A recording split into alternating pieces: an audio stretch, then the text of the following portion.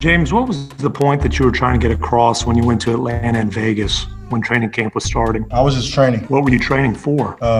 Started the NBA season. How did going to Atlanta and Vegas help you there when the Rockets were starting training camp in Houston? Just my personal trainers.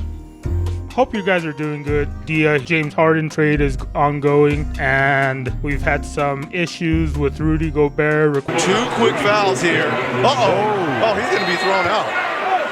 And I think he is one of the best centers in the league. Purely from a defensive perspective, I think he could still improve from the offensive side, but you can't really disregard his impact on the defensive side of the floor. He's really the top defensive center there in the league at this point. If you were watching the Jazz before they drafted Rudy Gobert, you could tell that he immediately made an impact even as a rookie. So, hey Rudy, the big question is the extension conversations with the team. How have those gone? How are those going? And what's your approach to them? My approach is still the same. It's my goal is to win a championship here. It's been my goal since I got here, and still the same. I'm focused on the upcoming season, and I'm excited. And about the negotiation talk, that's why I have an agent, so I can focus on basketball and let him take care of that. So there's a lot of things to consider here. And with the James Harden trade, it just kind of clicked. What if the Jazz got involved into a 3-team trade with the Nets and with the Rockets in order to kind of make a run at the title? And we might end up losing a star here, but we might gain a championship. So let's go over this trade and see how it will go with both teams. Please remember to hit the like and subscribe button, as it's a free and easy way to help the channel grow. And I do appreciate you tuning in. Missed by Utah, and Gobert with his 5th foul of the game. Now they're having some words at center court. The Rockets would get Rudy Gobert and Mike Conley. They will be sending off James Harden, Eric Gordon, and PJ Tucker. The Nets, on the other hand, are going to be sending off DeAndre Jordan, Spencer Dinwiddie, Karis LeVert, Jarrett Allen, and I think this will be a good win-win-win scenario for all 3 teams. Watch this dunk by James Harden with the right hand over Rudy Gobert.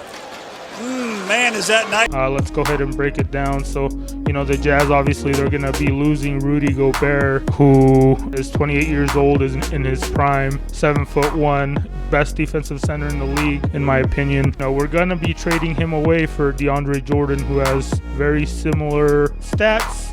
He's not as good than Rudy Gobert, but he's going to give you a lot of those similar offensive schemes that Rudy provides. He's going to be able to give you some pick and rolls.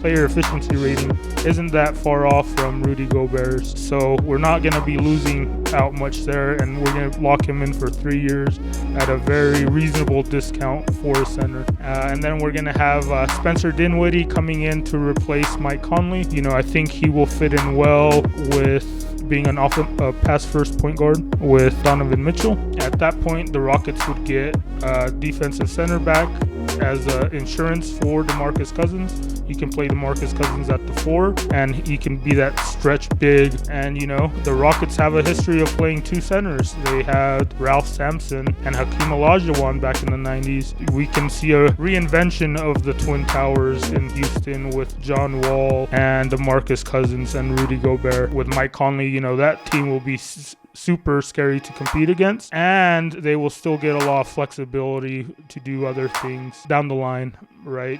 Next season, once these contracts expire, they can go after another star. They can obviously sign Rudy Gobert to a supermax. I think they would be happy with that in exchange for James Harden. James Harden will obviously get what he wants to go to the Nets. The Nets will also get PJ Tucker, who will be able to give them a piece to build around.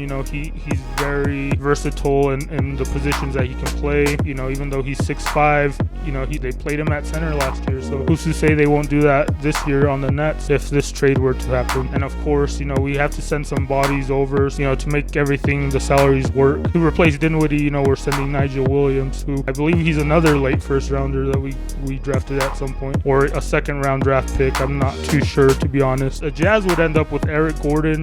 I guess you'd trade off Eric Gordon and DeAndre Jordan for Mike Conley and Rudy Gobert. And on paper, I guess that does look like a downgrade, but you got to understand that we're going to be getting a lot more depth, and I think that's what the Jazz are missing. They have a great starting lineup, but as soon as you start putting in people from the bench, Jordan Clarkson's really great. That's it. I can't really tell you much about anyone else. Royce O'Neal does a great job when he comes off the bench, and everyone else, I don't know any of these people, so we can even include more of these to make this work. But the point is, we're giving away younger, unproven assets and getting back more veteran, more proven players in their prime. Spencer Dinwiddie, he's in his prime right now. He's 27 years old. Chris LeVert, 26 years old. Jarrett Jack, he still has a lot of potential. He could end up being a replacement for Rudy Gobert after DeAndre Jordan leaves. I think this gives the Jazz a lot more options, a lot more flexibility, a lot more potential to win the championship. They're not thin in any position. This kind of reminds me of the Carmelo Anthony trade when he got traded to the Knicks, and the Denver Nuggets just became a super good team without a true superstar. They just had a bunch of really good players, and that was enough for them that year. They did well in the playoffs, from what I remember, or better than they would have with Carmelo Anthony. Yeah, I think this could be a similar situation with the Jazz. I think we'd get a lot back in return that we can fill up our roster with, and these are really reasonable contracts that the Jazz might be able to appreciate. The only one that's a little off is maybe Eric Gordon, depending on how healthy he can be the next few years, but he's a scorer, and I think he would work good with Donovan Mitchell on catch and shoot situations. Chris LeVert is another younger guy, but he is in his prime. He's 26 years old, but he can score. The Jazz just need scorers at this point. Spencer Dinwiddie, Chris LeVert, I might even want Spencer Dinwiddie over Mike Conley, like straight across. That might even be better. Conley hasn't proven it to me yet in this last year. I just don't feel, typically when someone gets traded to the Jazz, I have a good feeling of how they're going to do. When Jordan Clarkson got traded, I felt he was going to be a great addition. And lo and behold, he was the perfect thing the Jazz needed. With Mike Conley, that never really happened for me. It was always like, why are the Jazz doing this? Like, I wanted to give it a shot. I loved Mike Conley when he was in the Memphis Grizzlies. I was a fan of his. However, when you're not performing, when you don't meet the fans' expectations, it's not what the fans want. I think a lot of fans would like to move on from Mike Conley at this point. There was news that they wanted to restructure his contract to give him, more money over the years, but if you can't play, it doesn't matter if you're making $35 million a year or $5 million a year. We're not going to win a championship. So sometimes you just got to make these kind of moves to make things work out. And if we try the trade here, as you can see, it's a success. The Rockets would also be getting some more assets back in picks. They would get a first rounder from the Jazz in 2022, a second rounder in next year's draft, and a first rounder from the Nets in next year's draft, along with a 2024 first round pick. So they'll get 3 first round picks, a second round pick, and they'll get an expiring contract or 2 potential expiring contracts, but they'll get our corner piece that they can build off. I know he's not maybe the youngest piece that they were looking for, but he still is going to give you star potential, and he is an all-NBA player. He might be the best asset you will get back talent-wise in return for James Harden at this point. And the Nets are going to be the Nets. They're going to have 3 stars.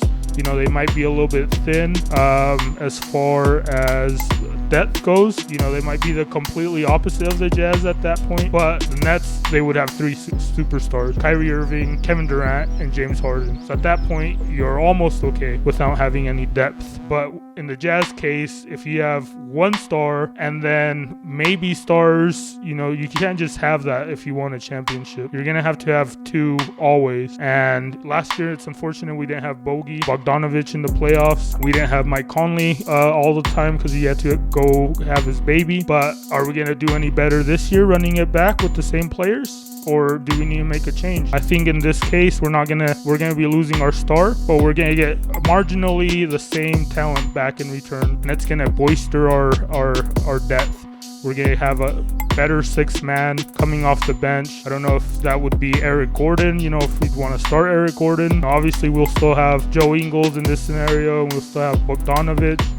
But I don't know. I think, to me, it makes sense for all teams. Obviously, the Rockets would be projected to lose 18 more games, but, you got to take into consideration that this is not taking into account that John Wall and DeMarcus Cousins are stars that haven't played in 2 years. That's the what-if factor in this year's season. If they can pull it together, they can be what they were before they got injured, the Rockets could very well win the championship. And if they have two Twin Towers, it's going to be very hard for any team to score on them. And Rudy Gobert, the reigning defensive player of the year, has just been ejected. And Kev, the numbers with him on the floor versus off the floor. Significant. Very significant for Quinn Snyder and the Utah Jazz. Let me know what you guys think. Does this make sense for all teams? What could we change around to make it work? And what other possibilities do you see that could make this happen? Do you think James Harden is going to be traded? Let me know in the comment. Please remember to hit the like and subscribe. It's a free and easy way to help the channel grow. And I appreciate you taking the time to take a look at this video. Thank you. Can you guys hear me? Yeah, I can hear you. Just how has it been on Wall and in terms of you guys can't do within the offense? Sorry, you echoing. I'm surprised he is not thrown out for this. Roz was even surprised by that one. Yeah, that happened right